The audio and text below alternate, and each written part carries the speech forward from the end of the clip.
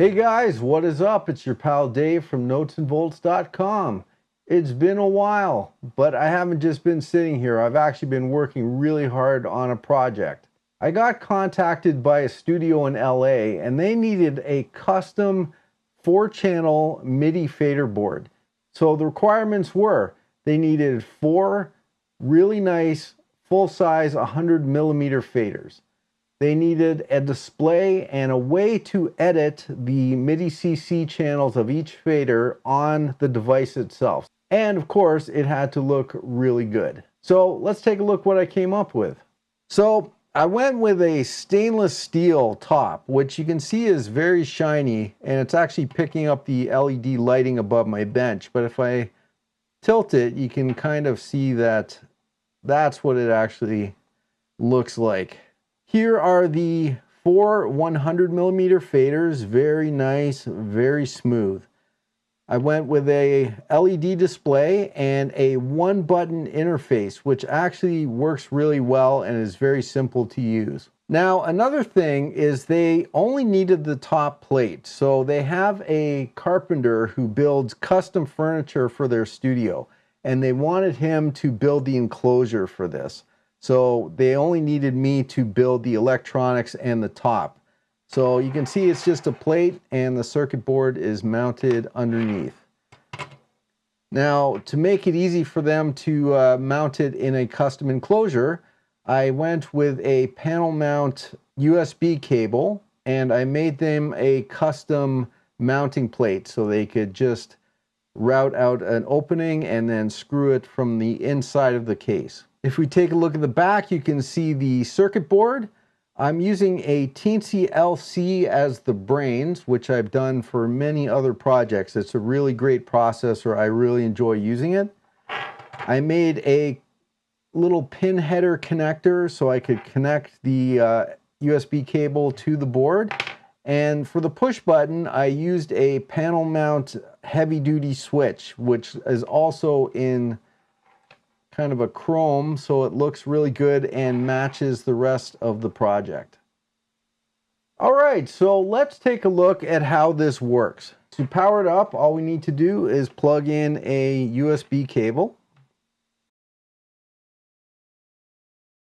And you can see the display comes on, and the 3 lines means it's basically in a ready state. Now, as soon as I touch a fader, it will display the value that that fader is putting out. And if I touch another fader, it will display that. Now, to change the channel of the entire unit, all you do is you hold the button down for 2 seconds. You can see right now it's on channel 7. Now, to set it to a different channel, you can just move any fader. So you can see there's our 16 channels. So let's set it down to channel 1. And once you've got it on the right channel, just push the button to save. This unit is now on MIDI channel 1. Now, to change the MIDI CC number outputted by a fader, all you do is give the button a quick press and it will go through each fader every time you press a button. So right now it's on fader 1. We're on MIDI CC 102. If I hit it again, it will show me the value of fader 2. And fader 3 is on 104, fader 4 is on 100. So let's say I want to edit fader 4, hold down the button for 2 seconds. It starts flashing, so we're on MIDI CC 100 right now. Let's set it to 105, so I can move this up and down until I get to where I want, which is 105. As soon as I get there, let go. Fader 4 is now on MIDI CC 105. I think this 1-button interface works really well and is very simple and quick to use. So I'm very happy with the way it came out. Now, if I bring up a program like Ableton, you can see that as I move a fader, the fader on the program moves along with it.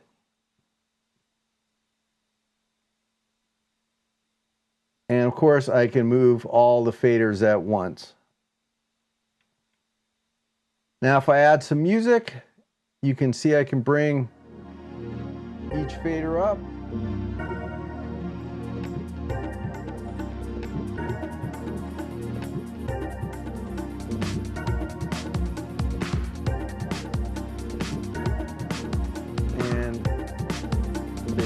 everything down. It's really fun to use. So there it is. I think it came out great. I'm very pleased with it, and I think they were very happy as well. So let's take a look at the steps I went through to actually make this. The first step I do for any project is to model it in 3D, and I use Fusion 360 for this. First, I modeled the top and the back plate, leaving cutouts for the faders and the display and the button. I then did simple models for the button and the USB jack. These are very straightforward models. They're not exact, they just kind of take up the same amount of space. Now I started modeling the circuit board.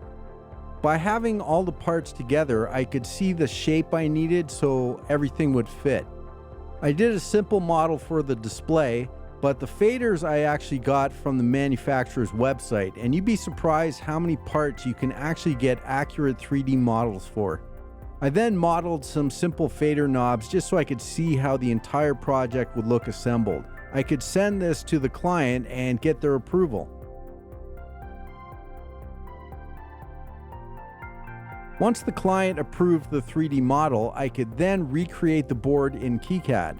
I already knew the position of the faders and the display, so I just had to route the rest of the components and traces around that. The final step was to check out the board in 3D and add the 3D components. Once I'm happy with the final design, I like to export the board from KiCad and re-import it into Fusion 360. That way I'm sure that the board is actually going to fit. It was now time to get my circuit boards manufactured, and as always, I chose JLC PCB, who are also nice enough to sponsor this video. JLC PCB has become my go-to circuit board supplier, not only for their high-quality boards and fast shipping, but for their incredible 5 boards for $2 prototyping deal. That's right, simply go to jlcpcb.com and order 5 boards up to 10 by 10 centimeters in your choice of color for only $2. So for all your circuit board needs, large and small, make sure you visit jlcpcb.com. Now that the circuit boards were taken care of, I could concentrate on the stainless steel faceplate of the project.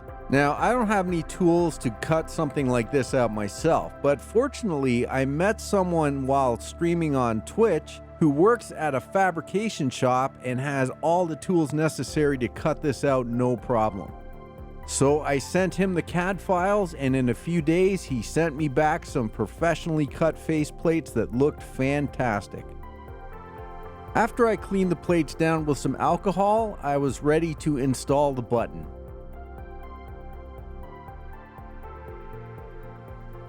Now I needed to attach some clear plastic to act as protection for the display. To do this, I use a product from 3M called 467MP, which is a heavy-duty double-sided adhesive. This stuff is incredibly sticky, so you have to be very careful when you put it on.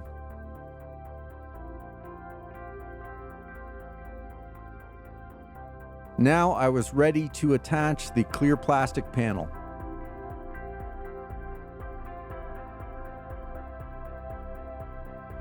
Next, I used a wrench to tighten down the push button. And the front plate is ready to go.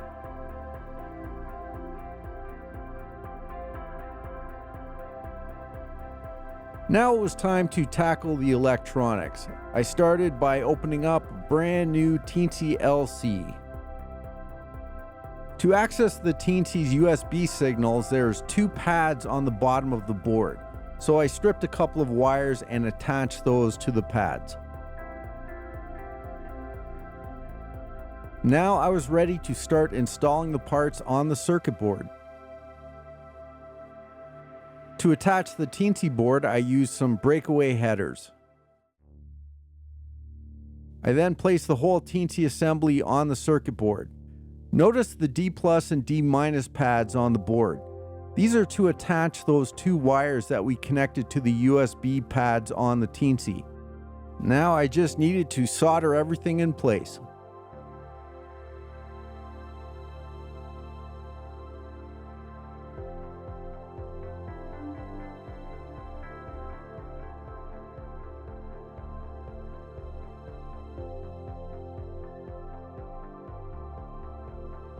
I finished soldering all the other parts, and now was the best part, attaching the faders. I just love the way these things feel. Anyways, back to work. The faders are designed to clip into the circuit board and hold themselves in place, so they're very easy to solder.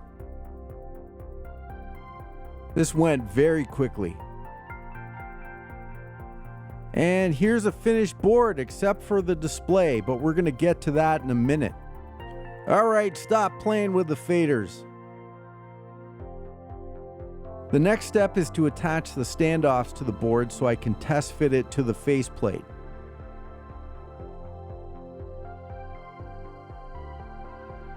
I then place the display into its socket without soldering. The reason I did this is so I can attach the faceplate and check that the display is actually perfectly aligned.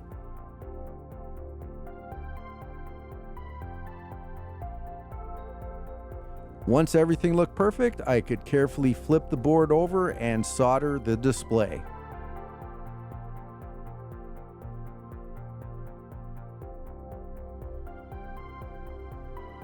And there we go, everything looks great. I then used 2 pieces of wire to attach the push button to the circuit board.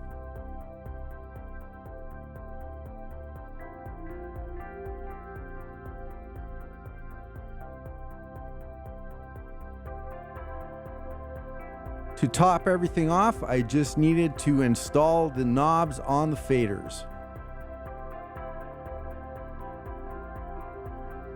And there we go. Seriously, you need to stop playing with the faders. Finally, we could power it up and make sure everything worked. It's alright to play with the faders now. You've earned it.